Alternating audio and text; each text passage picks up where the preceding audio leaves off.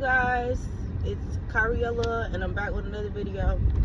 So this video is going to be short and sweet because the energy with this particular person, I don't really care for it, so I don't want to like talk about it too much.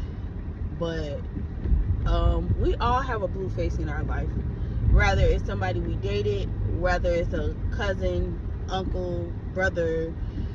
You know, it's always a person like Blueface in close proximity of you.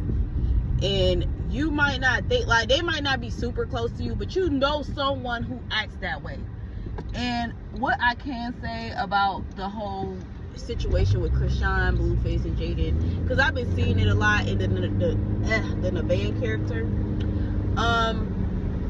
Those are traumatized people. Those are people that have been through a lot of things, and they're at the point where they're trying to act normal, but they're recreating their trauma. And I can say that because I've done it too. Like, these are things I've done by experience, but it gets to a point where you have to choose. I feel like God gives all of us the opportunity to choose. Rather, you know, you'll go through a cycle for a little bit, and then God will give you a way out. Like, he'll give you an opportunity to choose, and you choose whether you're gonna, you know, follow your flesh, follow your emotions, or you're gonna follow what you know is right for you.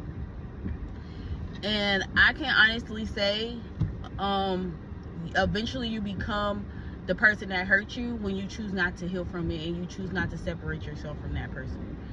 And all of those women that are attached to Blueface, they all show signs of Blueface energy. Like, they all act like him in different ways.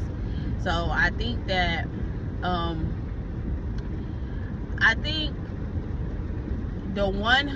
I feel like the one that might actually go on and be successful and do something different with her life is Rayla, the newest baby mom.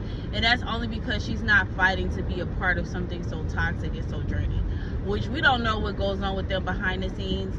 But she's not the one that's constantly like fighting for Blueface approval or fighting to prove something to Blueface or any other things. Because at first Jaden was the one everybody was like, oh, Jaden's gonna go on and move on with her life, but Jaden's also have reacted in a negative way and caused negativity in her life. Hold on, guys, hold on. Hey, you guys, hey, I'm back with another, with part 2. I'm gonna make it one video though. This is just part 2. So yeah, I'm about to finish up because I got, my friend just had her baby, so I'm about to, like, congratulations. I'm about to go to the hospital and see the baby. But I was in the mix of running errands when she called, so I'm gonna finish up my errands and I'm gonna head that way. But yeah, I think what I was about to say, I was talking about Blueface and Jaden. I was on Jaden. I feel like Jaden could change her life around, and maybe at some point she will, because, you know, I don't know these people. I don't know what she does behind closed doors, or if she tries to actually fight back. But it was years, like when I was pregnant with my son, I had a dream about Krishan, Jaden, and Blueface for some reason. Like, it was a weird ass dream, and it was like, see what I got crystal in my eyes. It was just like a weird ass dream, right? And it was them. And it's like in the dream I saw Krishan and like Jonathan interacting, and then like it was these weird little things like flopping around, and that shit, that right there creeped me out so bad. Like, them little things flopping around was so creepy looking to me. And then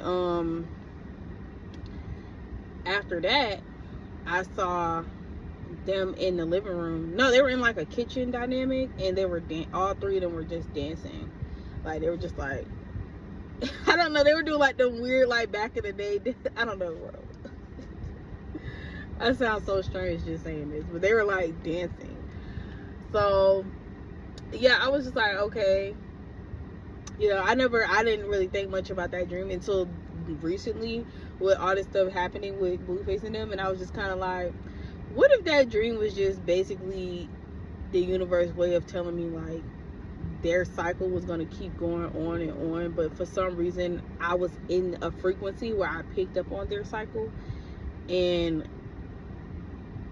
they are just clowns. Like, you know, they're just clowns at this point. At some point it gets to a point where you are going to be that person. Like, you can change, we can all change, but that's going to require a lot of work.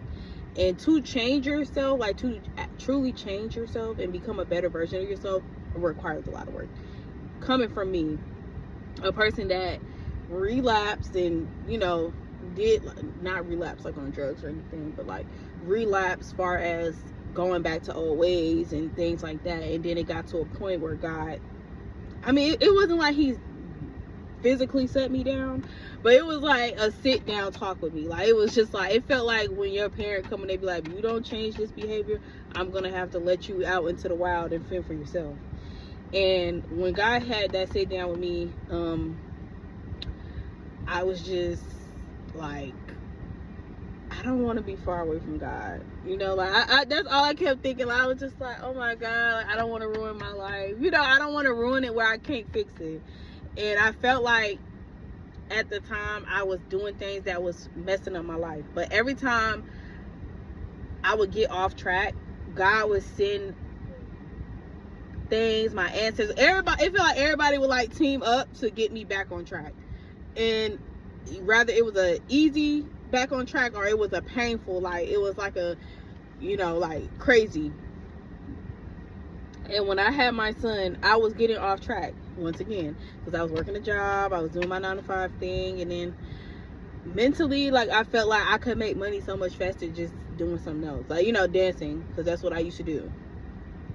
So I was like, I'm just gonna go back to dancing, I'm gonna go back to the strip club, you know, I'm gonna just go back. But it felt like it was hard for me to get hired at a strip club, because it was like I wasn't thick, but I wasn't skinny. Like, I was like that weird in between type of shape.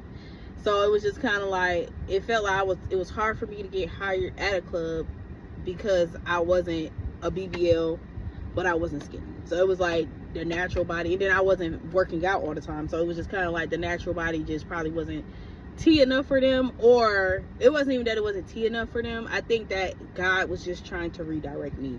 So every time, because I done seen some crazy stuff in the strip club, but every time I try to go to certain clubs, they'll always turn me down.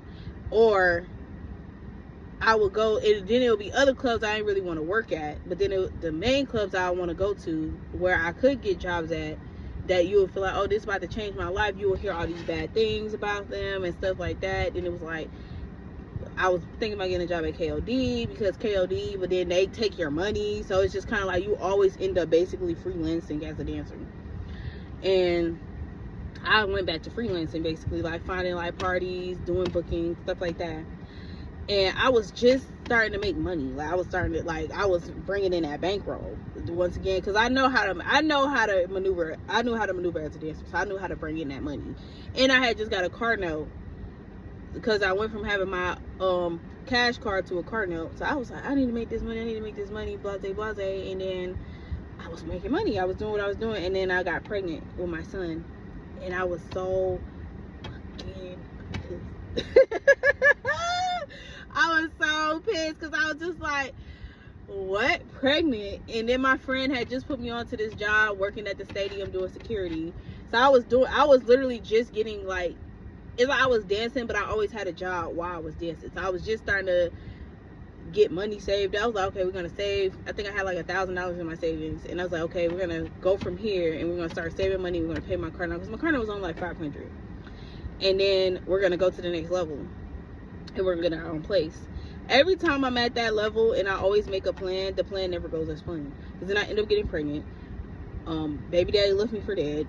Car ended up, my brother drove my car one time, wrecked it, so I had to trade my car in.